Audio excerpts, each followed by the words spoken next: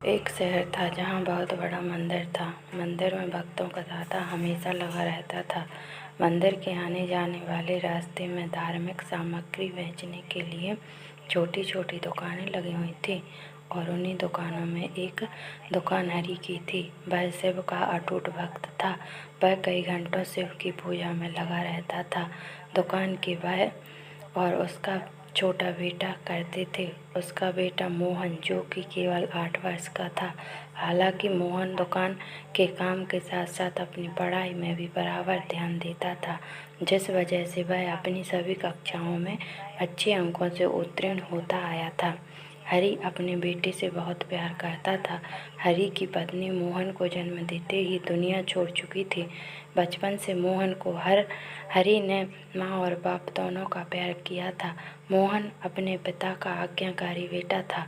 वह घर के काम के साथ साथ दुकान का भी काम संभाल लेता था। उनकी ज़िंदगी बहुत मज़े से चल रही थी। लेकिन एक दिन नगर निगम का ऐलान होता है कि मंदिर परिसर से सभी दुकानें हटाई जाएंगी। इसका सीधा मतलब था, जिसकी स्वयं की ज़मीन होगी वही यहाँ धंधा कर सकता था। हरि अपने घर में पूजा कर रहा था।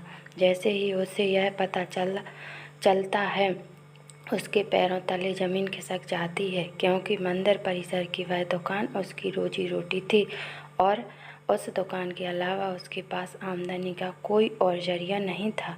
वह तुरंत भगवान शिव के सामने बेसुध होकर लेट जाता है। हरि की आंखों में आंसू आ जाते हैं और वह शिव भगवान से कहता है, क्यों दे रहे हो मुझे इतनी तकलीफ प्रभु? क्या मैंने कोई पाप किए थे? कुछ देर बाद हरि शिव भगवान के सामने हाथ जोड़कर खड़ा होता है और अपनी दुकान की तरफ भागता है।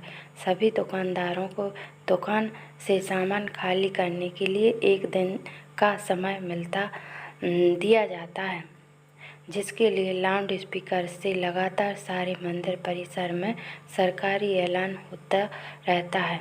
सरकार के इस फैसले का सभी विरोध कर रहे होते हैं, लेकिन मंदिर में भक्तों की संख्या बढ़ने की वजह से रोड का चौड़ा करना अनिवार्य था। हालांकि प्रशासन ने मंदिर से थोड़ा दूर एक सरकारी ज़मीन में दुकानें बनाने की इजाज़त दे दी थी, लेकिन उस ज़मीनों को लीज पर लिया जाना था और लीज की रकम लगभग ज़मीन की कीमत के बराबर ही पहुंच रही थी, जो हरि की पहुंच से बाहर थी।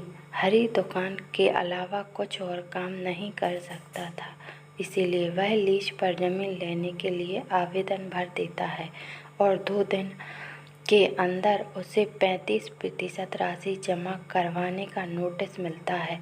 उसने कई सालों से दुकान से पैसे जमा कर जोड़े थे, इसलिए उसके पास लगभग आधी राशि तो उपलब्ध थी। इसीलिए वह 2 दिन के अंदर 35% रकम जमा करवा देता है और बाकी का बचा हुआ 15 दिनों के अंदर जमा करवाने का समय दिया जाता है। हरि अपने बेटे से कहता है कि बेटा, हमें ज़मीन कुछ करके लेनी होगी। मेरे पास आधे ही बाकी पैसों के लिए हम बैंक से लोन ले लेते हैं।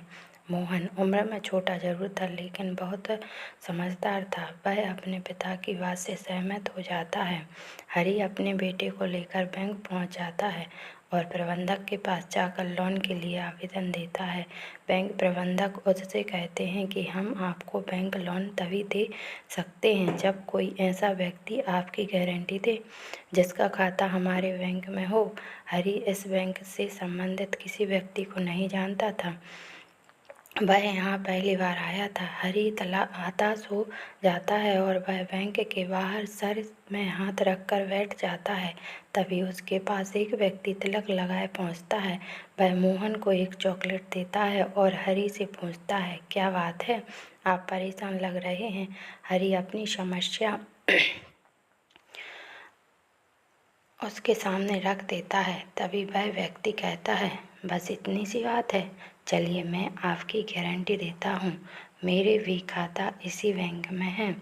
वह बात सुनते ही हरि के चेहरे में चमक आ जाती है। वह जल्दी से अपने कागज़ लेकर बैंक में के अंदर दोबारा चल देता है। हरि अंदर पहुंचकर बैंक प्रबंधक के सामने गारंटी के तौर पर इसी व्यक्ति को प्रस्तुत कर देता है और सारी प्रक्रिया होते ही हरि को बैंक से लोन मिल जाता है। लोन मिलते ही वह भोले बाबा को प्रणाम करता है और ज़मीन का पंजीकरण करवाने के लिए राशि नगर निगम में पहुंच जाता है। राशि जमा होते ही हरि को ज़मीन दे दी जाती है। 2 दिन के अंदर हरि लकड़ी की दुकान बनवा लेता है। हरि दुकान के अंदर सबसे पहले शिव की मूर्ति स्थापित करता है और इसके बाद अपने धंधे की शुरुआत कर देता है। उसे लोन चुकाने का टेंशन खाए जा रहा था।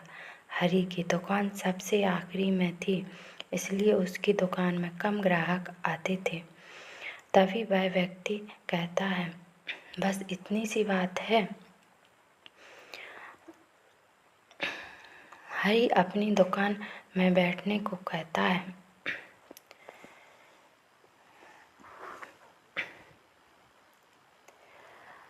हरि अपनी दुकान में बैठने को कहता है और जल्दी से उनके लिए चाय नाश्ते का इंतजाम किया करवाता है। और जैसे ही वह व्यक्ति हरि से उनकी दुकान के हाल चाल पूछते हैं तो वह अपना दुखड़ा रोने लगता है।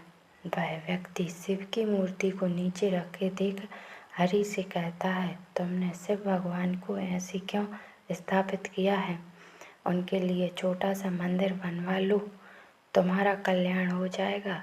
और इतना कहकर वह वहाँ से चले जाते हैं। हरि उस व्यक्ति के जाते ही अपने काम में लग जाता है।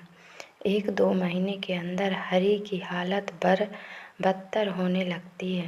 वह कर्ज में डूब जा रहा था, लेकिन इसके बावजूद वह शिव की पूजा में उतना ही समय देता था जितना हमेशा से देता आया था।